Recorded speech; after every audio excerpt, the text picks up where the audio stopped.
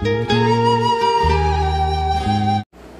Hello friends, ನಮಸ್ಕಾರ ಎಲ್ಲರಿಗೂ. Welcome back to the channel. ನೀವು ನೋಡ್ತಾ ಇದ್ದೀರಾ Anu sweet Kannada channel. So ಇವಾಗ ನಾನು 9 ಗಂಟೆಗೆ ಬ್ಲಾಗ್ ಸ್ಟಾರ್ಟ್ ಮಾಡ್ತಾ ಇದ್ದೀನಿ. ಸೊ ಈ ಬ್ಲಾಗಲ್ಲಿ ನನ್ನ ನೈಟ್ ಟೈಮ್ ರೂಟೀನ್ ಇರುತ್ತೆ, ಅಂದರೆ ಕಿಚನ್ ಕ್ಲೀನಿಂಗ್ ರೂಟೀನ್ ಇರುತ್ತೆ. ಸೊ ನಾನು ಬೆಳಗ್ಗೆ ಎದ್ದು ಕೆಲಸ ಮಾಡೋಕ್ಕಾಗಲ್ಲ ಅಂತ ನೈಟ್ ಎಷ್ಟೊತ್ತಾದರೂ ಈ ರೂಟೀನ ಮಾಡ್ಬಿಟ್ಟೆ ಮಲ್ಕೋತೀನಿ. ಸೊ ಇವಾಗ ಇಲ್ಲೇ ಅಡುಗೆ ಎಲ್ಲ ಮಾಡ್ತಾ ಇರೋದ್ರಿಂದ ಈ ರೂಟೀನ್ ಎವ್ರಿ ಡೇ ಮಾಡಲೇಬೇಕು. ಸೊ ಅದನ್ನು ನಾನು ನಿಮ್ಮ ಜೊತೆ ಶೇರ್ ಮಾಡ್ತಾ ಇದ್ದೀನಿ ಅಷ್ಟೇ. ಸೊ ದಟ್ ನಿಮಗೂ ಹೆಲ್ಪ್ ಆಗುತ್ತೆ. ನಾನು ಯೂಸ್ ಮಾಡುವಂಥ ಕೆಲವೊಂದಷ್ಟು ಟಿಪ್ಸ್ ಕೂಡ ನಿಮಗೆ ವರ್ಕ್ ಆಗುತ್ತೆ ಅಂತ ಹೇಳಿ ಈ ವಿಡಿಯೋನ ರೆಕಾರ್ಡ್ ಮಾಡ್ತಾ ಇದ್ದೀನಿ. ಹಾಗೆ ಇದರಲ್ಲಿ ಒಂದಷ್ಟು ಟಿಪ್ಸ್ನ ನಿಮ್ಮ ಜೊತೆ ಶೇರ್ ಮಾಡ್ತೀನಿ. ಸೊ ದಟ್ ನಿಮಗೆ ನಿಮ್ಮ ಕಿಚನಲ್ಲಿ ಇನ್ಕ್ಲೂಡ್ ಮಾಡೋದಕ್ಕೆ ಕೂಡ ಹೆಲ್ಪ್ ಆಗುತ್ತೆ. So welcome back. ಹೊಸದಾಗಿ ನೋಡ್ತಾ ಇರೋರು ಚಾನಲ್ ಸಬ್ಸ್ಕ್ರೈಬ್ ಮಾಡ್ಕೊಂಡು ನೋಡಿ. ಹಾಗೆ ಪಕ್ಕದಲ್ಲೇ ಕಾಣ್ತಿರೋಂಥ ಬೆಲ್ ಐಕಾನ್ ಪ್ರೆಸ್ ಮಾಡಿ. ಬ್ಲಾಗ್ ಇಷ್ಟ ಆದರೆ ಲೈಕ್ ಮಾಡಿ, ಶೇರ್ ಮಾಡಿ. ಬ್ಲಾಗ್ ಬಗ್ಗೆ ನಿಮ್ಮ ಅನಿಸಿಕೆ ಅಭಿಪ್ರಾಯಗಳನ್ನ ಕಮೆಂಟ್ ಸೆಕ್ಷನಲ್ಲಿ ಬಟ್ ತಿಳಿಸ್ಬೋದು. ಸೊ ಫಸ್ಟ್ ಟೈಮ್ ನಮ್ಮ ಮನೆಯವ್ರ ಮೊಬೈಲಲ್ಲಿ ರೆಕಾರ್ಡ್ ಮಾಡ್ತಾ ಇದ್ದೀನಿ. ಇದು ಸ್ಯಾಮ್ಸಂಗ್ ಹೊಸ ಸೀರೀಸ್ ಯಾವುದೋ ತೊಗೊಂಡಿದ್ದಾರೆ. ಅದ್ರಲ್ಲಿ ಸ್ವಲ್ಪ ಇದು ಏನಂತಾರೆ, ಝೂಮ್ ಇನ್ ಝೂಮ್ ಔಟ್ ಇಲ್ಲ, ಒಂದೇ ಫ್ರೇಮ್ ಇರೋದು ಇದರಲ್ಲಿ. ಸೊ ನೋಡೋಣ ಹೆಂಗೆ ಬರುತ್ತೆ ಅಂತ. ಬನ್ನಿ ಇವಾಗ ಕೆಲಸ ಸ್ಟಾರ್ಟ್ ಮಾಡೋಣ. ಫ್ರೆಂಡ್ಸ್, ನಾನು ಯೂಶಲಿ ಏನು ಕಿಚನ್ನ ಡೀಪ್ ಕ್ಲೀನಾಗಿ, ಅಂದರೆ ಆಲ್ವೇಸ್ ಕ್ಲೀನ್ ಆ ಥರ ಎಲ್ಲ ಏನು ಮೇಂಟೈನ್ ಮಾಡೋಕ್ಕಾಗ್ತಾಯಿಲ್ಲ. ಬಿಕಾಸ್ ಹಾಗೆ ಇವಾಗ ಸ್ವಲ್ಪ ಹೆಕ್ಟಿಕ್ ರೂಟೀನ್ ಇರೋದ್ರಿಂದ ಮತ್ತು ಬೆಳಗ್ಗೆಯಿಂದ ಸಂಜೆವರೆಗೂ ರೆಸ್ಟ್ಲೆಸ್ ಆಗಿರೋದ್ರಿಂದ ನನಗೆ ಅದನ್ನೆಲ್ಲ ನೀಟಾಗಿ ಮೇಂಟೈನ್ ಮಾಡೋಕ್ಕೆ ಸಾಧ್ಯ ಆಗ್ತಾಯಿಲ್ಲ. ಎಸ್, ಮೊದಲು ಮಾಡ್ತಾಯಿದ್ದೆ, ಬಟ್ ಇವಾಗ ಜಾಸ್ತಿ ಟೈಮ್ ಸಾಕಾಗ್ತಾಯಿಲ್ಲ. ಸುಬ್ಬನ್ನು ನೋಡ್ಕೋಬೇಕು, ಎಲ್ಲದಕ್ಕೂ ಟೈಮ್ ಕೊಡಬೇಕು. ಆದ್ದರಿಂದ ನಾನು ಅಷ್ಟೊಂದು ಕಾನ್ಸಂಟ್ರೇಟ್ ಮಾಡ್ತಾಯಿಲ್ಲ. ಸೊ ಎವ್ರಿ ಡೇ ಈ ಟೈಮ್ಗೆ ನಾನು ಕಿಚನ್ ಅಂತ ಪರ್ಫೆಕ್ಟಾಗಿ ಕ್ಲೀನ್ ಮಾಡ್ಬಿಟ್ಟು ಮಲ್ಕೋತೀನಿ. ಸೊ ದಟ್ ಜಿರಳೆಗಳು ಅವಾಯ್ಡ್ ಆಗುತ್ತೆ. ಹಾಗೆಯೇ ಆಲ್ಮೋಸ್ಟ್ ಕ್ಲೀನ್ ಇರುತ್ತೆ ಅಂತಲೇ ಹೇಳ್ಬೋದು. ಸೊ ಪಾತ್ರೆ ತೊಳೆಯೋದು ಅಷ್ಟೇ. ಸಿಂಕಲ್ಲಿ ರಾತ್ರಿ ಹೊತ್ತು ಪಾತ್ರೆ ಬಿಟ್ಟರೆ ಜಿರಳೆಗಳು ಜಾಸ್ತಿ ಆಗುತ್ತೆ ಅಂತ ಹೇಳ್ತಾರೆ. ಸೊ ಇದೊಂದು ಬ್ಯಾಡ್ ಹ್ಯಾಬಿಟ್ನ ನಾನು ಒಂದು 6 months ಬ್ಯಾಕ್ ರೂಢಿ ಮಾಡ್ಕೊಂಡಿದ್ದೆ, ಬೆಳಗ್ಗೆ ಎದ್ದು ತೊಳೆಯೋದು ಆ ಥರ. ಸೊ ಅದರಿಂದ ಜಿರಳೆ ಆಗಿತ್ತು ಮನೆಯಲ್ಲೆಲ್ಲ. ಸೊ ಅದಕ್ಕೋಸ್ಕರ ಅದನ್ನು ಅವಾಯ್ಡ್ ಮಾಡಬೇಕು ಅಂತ ಇವಾಗ ಅದು ಎಷ್ಟೇ ಹೊತ್ತಾಗಲಿ, ಅದು ಒಂದು 10-11 ಗಂಟೆ ಆದ್ರೂ ವಾಶ್ ಮಾಡ್ಬಿಟ್ಟು ಮಲ್ಕೋತೀನಿ ಆ ಥರ. ಸೊ ಹಾಗೆಯೇ ನೈಟ್ ಟೈಮ್ ಸಿಂಕಲ್ಲಿ ಪಾತ್ರೆ ಬಿಡೋದು ಅಥವಾ ಎಂಜಿಲ್ ತಟ್ಟೆಗಳು ಹಂಗೆ ಇಡೋದ್ರಿಂದ ಮನೆಗೆ ದರಿದ್ರ ಬರುತ್ತೆ ಅಂತ ಹೇಳ್ತಾರೆ. ಕೆಲವರು ಟಬ್ಬಲ್ಲಿ ಹಾಕ್ಬಿಟ್ಟು ಆಚೆ ಇಡೋದು ಆ ಥರ ಎಲ್ಲ ಮಾಡ್ತಾರೆ. ಬಟ್ ನಂಗೆ ಅದು ಆಪ್ಷನ್ ಇಲ್ಲ, ನಾನು ಒಳಗಡೆನೇ ವಾಶ್ ಮಾಡ್ಕೋಬೇಕು. ಸೊ ಅದಕ್ಕೆ ಇವಾಗ ಒಂದು ಸ್ವಲ್ಪ ಸುಬ್ಬು ದೊಡ್ಡವನಾಗ್ತಾ ಇರೋದ್ರಿಂದ ನಾನು ಮಾಡ್ಬೋದು ಅಂತ ಅನಿಸುತ್ತೆ. ಸೊ ಅದಕ್ಕೆ ನಾನು ಕಿಚನ್ ಎಲ್ಲ ಕಂಪ್ಲೀಟಾಗಿ ಸ್ಲ್ಯಾಬ್ ಆಗಿರ್ಬೋದು, ಪಾತ್ರೆಗಳಾಗಿರ್ಬೋದು ಎಲ್ಲ ಕ್ಲೀನ್ ಮಾಡಿ ಜೋಡಿಸಿ ಕಿಚನ್ ಸ್ಲ್ಯಾಬ್ ಕ್ಲೀನ್ ಮಾಡಿ ಆಮೇಲೆ ಮಲ್ಕೋತೀನಿ. ಹಾಗೆ ಸೊ ನನಗೆ ಒಂದು ವಾಸ್ತು ಟಿಪ್ ಏನಂತ ಹೇಳಿದ್ರೆ, ಕಿಚನ್ ಸ್ಲ್ಯಾಬ್ನ ಮೂಲೆಯಲ್ಲಿ ಒಂದು ಚಿಟಿಕೆ ಉಪ್ಪು, ಒಂದು ಚಿಟಿಕೆ ಅರಿಶಿನ ಹಾಕೋದ್ರಿಂದ ಪಾಸಿಟಿವಿಟಿ ಇರುತ್ತೆ, ಪಾಸಿಟಿವ್ ವೈಬ್ಸ್ ಇರುತ್ತೆ ಅಂತ ಹೇಳ್ತಾರೆ. ಹಾಗೆ ಅಡುಗೆ ಮನೆಯಲ್ಲಿ ದವಸ-ಧಾನ್ಯಗಳು ಖಾಲಿ ಆಗಲ್ವಂತ ಆ ಥರ ಮಾಡೋದ್ರಿಂದ. ಸೊ ನನಗೆ ಯಾರೊಬ್ಬರು ಟಿಪ್ ಹೇಳಿದರು. ಸೊ ನೀವು ಕೂಡ ಫಾಲೋ ಮಾಡಿದ್ರೆ ಗೊತ್ತಾಗುತ್ತೆ. ಮತ್ತು ಅಡುಗೆ ಮನೇಲಿ ಏನಂದರೆ ಒಂದು ಸ್ವಲ್ಪ ಆದರೂ ಚೇಂಜ್ ಅಡುಗೆ ಮನೇಲಿ ಇಟ್ಟೇ ಇರಲೇಬೇಕಂತೆ. ಸೊ ದಟ್ ಅದು ತುಂಬ ಪಾಸಿಟಿವಿಟಿ ಕ್ರಿಯೇಟ್ ಮಾಡುತ್ತೆ ಅಂತ ಹೇಳ್ತಾರೆ.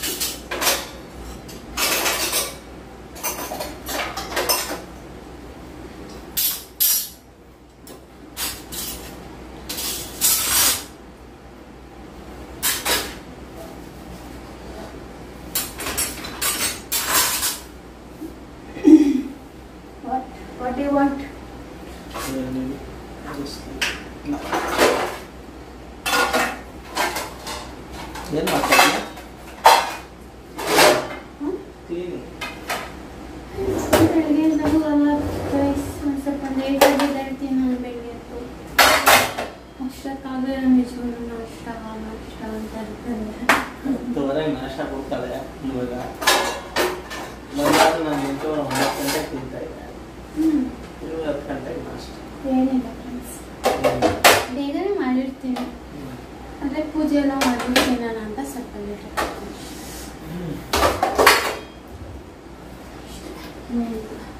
ಅಥವಾ ಕರೆಕ್ಟ್ ಟೈಮ್ಗೆ ಕೊಡಾಗಿ ಊಟ ಏನು ಅಂದರೆ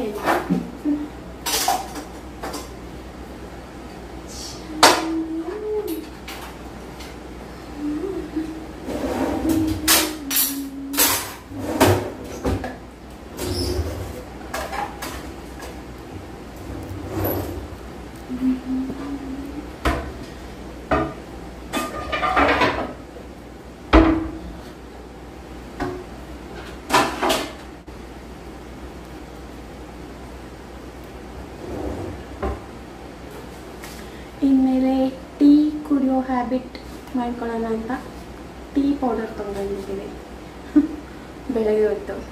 ಸೊ ನಮಗೇನು ಅಷ್ಟು ಟೀ ಅಭ್ಯಾಸ ಇರಲಿಲ್ಲ, ಬಟ್ ಇನ್ಮೇಲೆ ಮಾಡ್ಕೋಬೇಕು ಅಂತ ಅಂದ್ಕೊಂಡಿದ್ದೀವಿ. ಸಿ ನಾಳೆ ಮಾಡ್ತೀನಿ, ನಿಮ್ಮ ಜೊತೆ ಶೇರ್ ಮಾಡ್ತೀನಿ. ಟಾಟಾ ಟೀ ಗೋಲ್ಡ್ ಕೇರ್ ಅಂದರೆ ಇದು ನಮಗೆ ಸ್ವಲ್ಪ ಮಸಾಲ ಟೀ ಇಷ್ಟ ಆಗುತ್ತೆ, ಸೊ ಅದಕ್ಕೆ. ಸೊ ಇತ್ತೀಚೆಗೆ ನನ್ನನ್ನು ನಾನು ಆ್ಯಕ್ಟಿವ್ ಆಗಿ ಇಟ್ಕೊಳ್ಳೋದಕ್ಕೆ ಸಾಕಷ್ಟು ಚೇಂಜಸ್ ನನ್ನ ಲೈಫಲ್ಲಿ ಮಾಡ್ಕೊಂಡಿದ್ದೀನಿ ಅಂತಲೇ ಹೇಳ್ಬೋದು. ಹಾಗೆಯೇ ಒಂದು 30 days may be 30 days mind detox challenge ಕೂಡ ತೊಗೊಂಡಿದ್ದೀನಿ. ಸೊ ಇದರಿಂದ ನಾನು ಸೋಷಿಯಲ್ ಮೀಡಿಯಾ ಜಾಸ್ತಿ ಅಂದರೆ ವಿಡಿಯೋಸ್ ಮಾಡ್ತೀನಿ, ಅಪ್ಲೋಡ್ ಮಾಡ್ತೀನಿ, ಬಟ್ ಜಾಸ್ತಿ ಹೊತ್ತು ಸೋಷಿಯಲ್ ಮೀಡಿಯಾದಲ್ಲಿ ಕಾಲ ಕಳೆಯಲ್ಲ, ಬೇರೆ ವಿಡಿಯೋಸ್ಗಳನ್ನ ನೋಡಲ್ಲ, ಜೊತೆಗೆ ಕಮೆಂಟ್ಗಳಿಗೆ ತಲೆ ಕೆಡಿಸ್ಕೊಳ್ಳಲ್ಲ. ಸೊ ಈ ಥರ ಒಂದಷ್ಟು ಡಿಟಾಕ್ಸ್ ಚಾಲೆಂಜ್ನ ತೊಗೊಂಡಿದ್ದೀನಿ. ಸೊ ನನ್ನ ಮೈಂಡನ್ನ ನಾನೇ ಡಿಟಾಕ್ಸ್ ಮಾಡ್ಕೊತಾ ಇದ್ದೀನಿ. ಇಟ್ಸ್ 30 ಡೇಸ್ ಚಾಲೆಂಜ್ ಅಂತಲೇ ಹೇಳ್ಬೋದು. ಸೊ ಹೋಪ್ ಆಲ್ಮೋಸ್ಟ್ ಕಂಟಿನ್ಯೂ ಮಾಡ್ತಾಯಿದ್ದೀನಿ. ಸೊ ನನಗೆ ನಾನೇ ಚಾಲೆಂಜ್ ಮಾಡ್ಕೊಂಡಿದ್ದೀನಿ ಇದ್ರ ಬಗ್ಗೆ. ಇದರಿಂದ ನನಗೆ ಒಳ್ಳೆಯದು, ನನಗೆ ಪಾಸಿಟಿವಿಟಿ ತುಂಬುತ್ತೆ ಅನ್ನೋದು ನನ್ನ ಅನಿಸಿಕೆ, ಅಭಿಪ್ರಾಯ. ಸೊ ನೀವೇನಂತೀರ ಅದನ್ನು ಕಮೆಂಟಲ್ಲಿ ಹೇಳಿ. ಆ್ಯಂಡ್ ನೆಕ್ಸ್ಟ್ ಇಲ್ಲಿ ನಾನು ಪಾತ್ರೆ ಎಲ್ಲ ಜೋಡಿಸ್ಕೊಂಡು ಅದಾದಮೇಲೆ ಕಿಚನ್ ಸ್ಲ್ಯಾಬ್ ಕ್ಲೀನ್ ಮಾಡ್ಕೊತಾ ಇದ್ದೀನಿ. ಫಸ್ಟಿಗೆ ಈ ಥರ ಎಕ್ಸೆಸ್ ಏನಾದರೂ ಇದ್ದರೆ ಅದನ್ನು ಕ್ಲೀನ್ ಮಾಡಿ ತಗೋತೀನಿ. ಆ್ಯಂಡ್ ಅದಾದಮೇಲೆ ಗ್ಯಾಸ್ ಸ್ಟವಲ್ಲಿ ಜಾಸ್ತಿ ಜಿಡ್ಡು, ನಾನು ಯೂಶ್ವಲಿ ಸ್ವಲ್ಪ ಆಯಿಲ್ ಜಾಸ್ತಿ ಯೂಸ್ ಮಾಡ್ತೀನಿ ಅಡುಗೆಗೆ. ಸೊ ಜಿಡ್ಡು ಅದೆಲ್ಲ ಹಾಗೇ ಇರುತ್ತಲ್ಲ, ಸೊ ಅದನ್ನು ನೀಟಾಗಿ ಕ್ಲೀನ್ ಮಾಡಿಕೊಂಡು ಅದಾದಮೇಲೆ ಅದಕ್ಕೆ ಸ್ಪ್ರೇ ಮಾಡ್ಕೋತೀನಿ. ವೆದರ್ ಅದು ಮಿಸ್ಟರ್ ಮಸಾಲ ಆಗಿರ್ಬೋದು ಅಥವಾ ಡೀಪ್ ಕ್ಲೀನಿಂಗ್ ಸ್ಪ್ರೇ ಆಗಿರ್ಬೋದು, ಎರಡರಲ್ಲೊಂದನ್ನು ಯೂಸ್ ಮಾಡಿ ಕಿಚನ್ನ ಕಂಪ್ಲೀಟಾಗಿ ಕ್ಲೀನ್ ಮಾಡ್ಕೋತೀನಿ. ಸೊ ಕಿಚನ್ ಬೆಳಗ್ಗೆ ಅಷ್ಟರಲ್ಲಿ ಒಂಥರ ಒಳ್ಳೆ ವೈಬ್ಸ್ ಕೊಡುತ್ತೆ. ಬೆಳಗ್ಗೆ ಎದ್ದು ಕಿಚನ್ಗೆ ಬಂದಾಗ ಒಂದು ಒಳ್ಳೆ ವೈಬ್ ಇರಬೇಕು.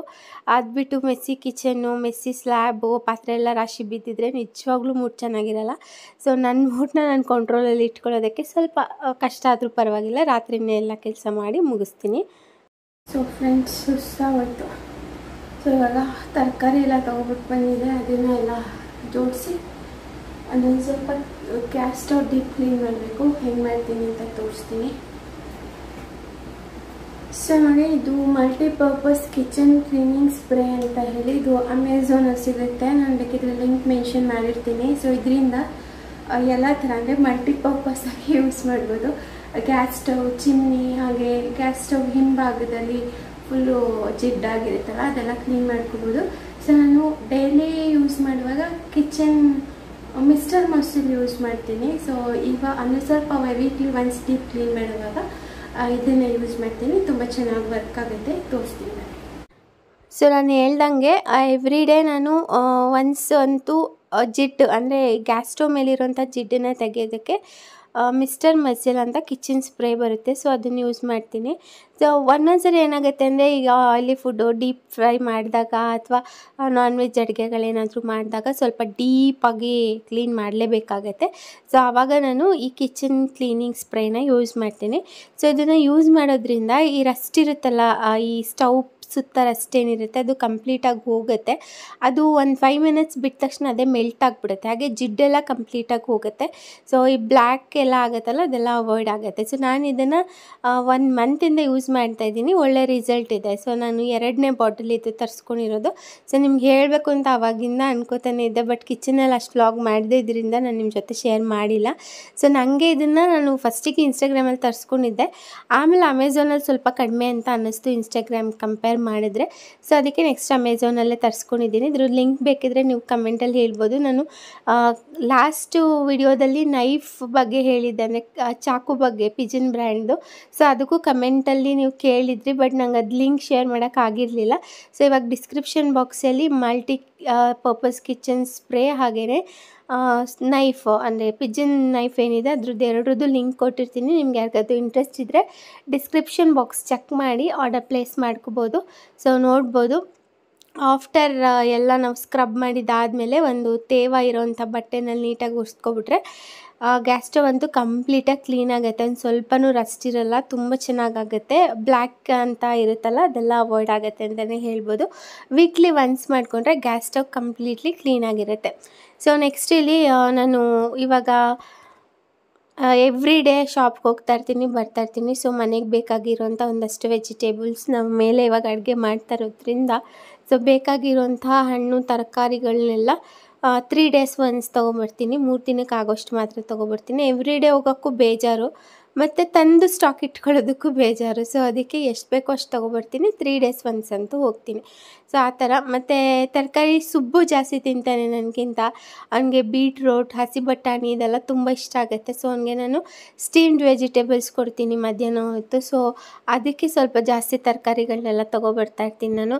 ಸ್ಟ್ರೈಪ್ಸ್ ಥರ ಕಟ್ ಮಾಡಿ ಸ್ಟೀಮ್ ಮಾಡಿ ಅದನ್ನು ಸ್ವಲ್ಪ ಆಯಿಲ್ ಮತ್ತು ಸಾಲ್ಟ್ ಪೆಪ್ಪರ್ ಹಾಕ್ಬಿಟ್ಟು ಸಾಟೆ ಮಾಡಿಕೊಟ್ರೆ ಅದನ್ನು ತಿಂತಾನೆ ತುಂಬ ಇಷ್ಟಪಟ್ಟು. ಸೊ ಅದಕ್ಕೆ ಅವನಿಗೆ ವೆಜಿಟೇಬಲ್ಸ್ ಜಾಸ್ತಿ ಇನ್ಕ್ಲೂಡ್ ಮಾಡ್ತಾಯಿದ್ದೀನಿ. ಸೊ ಒಂದೇನು ಹೇಳ್ಬೇಕಂದ್ರೆ, ನಮ್ಮ ಯಶು ಬಂದು ನಾನ್ ವೆಜಿಟೇರಿಯನ್ ಪಕ್ಕ. ಅವ್ನಿಗೆ ವೆಜಿಟೇಬಲ್ಸ್ ಅಂದ್ರೇ ಆಗಲ್ಲ. ಸುಬ್ಬು ಬಂದು ಪ್ಯೂರ್ ವೆಜಿಟೇರಿಯನ್, ಅವನಿಗೆ ನಾನ್ ವೆಜ್ ಅಂದ್ರೇ ಆಗಲ್ಲ. ಆ ಥರ ಎರಡೂ ಉಲ್ಟಾ ಪಲ್ಟಾ ಆಗೋಗ್ಬಿಟ್ಟಿದೆ. ಸೊ ಅದಕ್ಕೆ ಸೊ ಹಣ್ಣು ತರಕಾರಿ ಸೊಪ್ಪು ತಿನ್ನೋದು ಒಳ್ಳೇದಲ್ವ. ಅದಕ್ಕೆ ಸುಬ್ಬುಗೆ ನಾನು ಇವಾಗಿಂದನೇ ಅದನ್ನು ರೂಢಿ ಮಾಡಿ ತಿನ್ನಿಸ್ತಾ ಇದ್ದೀನಿ. ಅದನ್ನು ನಾನು ನೆಕ್ಸ್ಟ್ ವ್ಲಾಗಲ್ಲಿ ಶೇರ್ ಮಾಡ್ತೀನಿ.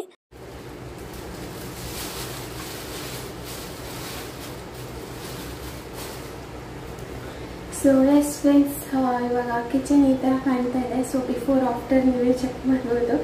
ಸೊ ಇದನ್ನು ಕ್ಲೀನ್ ಮಾಡೋಕ್ಕೆ 1 hour ಟೈಮ್ ತೊಗೊಂಡಿದ್ದೀನಿ. ವಿಪರೀತ ಶೆಕೆ ಸ್ವೆಟ್ ಆಗ್ತಾಯಿದ್ದೀನಿ. ಸೊ ನಾನು ಕಿಚನ್ ರೂಟೀನ್ ಸ್ಟಾರ್ಟ್ ಮಾಡೋಕ್ಕಿಂತ ಮುಂಚೆ ಒಂದು ನೀರನ್ನು ಫ್ರಿಜ್ಜಲ್ಲಿ ಇಟ್ಬಿಡ್ತೀನಿ. ಯಾಕಂದರೆ ಶೆಕೆ ಜಾಸ್ತಿ ಅಲ್ವಾ. ಎಲ್ಲ ಮುಗಿದ್ಮೇಲೆ ನೀರು ಕುಡಿದ್ಬಿಟ್ಟು ಹೋಗಿ ಬೇರೆ ಕೆಲಸ ಮಾಡ್ಕೊತೀನಿ ಅಷ್ಟು. ಸೊ ಇದಾಗಿದ್ದು ನನ್ನ ಕಿಚನ್ ರೂಟೀನ್. ಹಾಗೆ ಬ್ಲಾಗ್ ಕಂಟಿನ್ಯೂ ಮಾಡ್ತೀನಿ ನಾಳೆ ಬೆಳಗ್ಗೆ.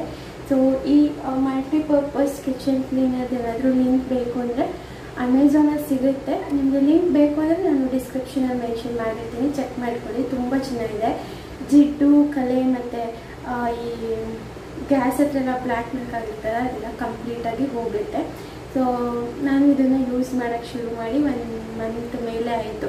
ಸೊ ಚೆನ್ನಾಗಿ ವರ್ಕ್ ಆಗುತ್ತೆ ಅಷ್ಟೇ. ಸೊ ಯೂಸ್ ಮಾಡಿ ಅಷ್ಟೇ. ನೆಕ್ಸ್ಟ್ ನಾನು ನಾಳೆ ಬೆಳಗ್ಗೆ ಈ ಬ್ಲಾಗ್ನ ಕಂಟಿನ್ಯೂ ಮಾಡ್ತೀನಿ. ಓಕೆನಾ? ಗುಡ್ ನೈಟ್ ಎಲ್ಲರಿಗೂ. So friends, welcome back. ಈ ವ್ಲಾಗ್ನ ನಾನು ನೆಕ್ಸ್ಟ್ ಡೇ ಕಂಟಿನ್ಯೂ ಮಾಡ್ತಾಯಿದ್ದೀನಿ.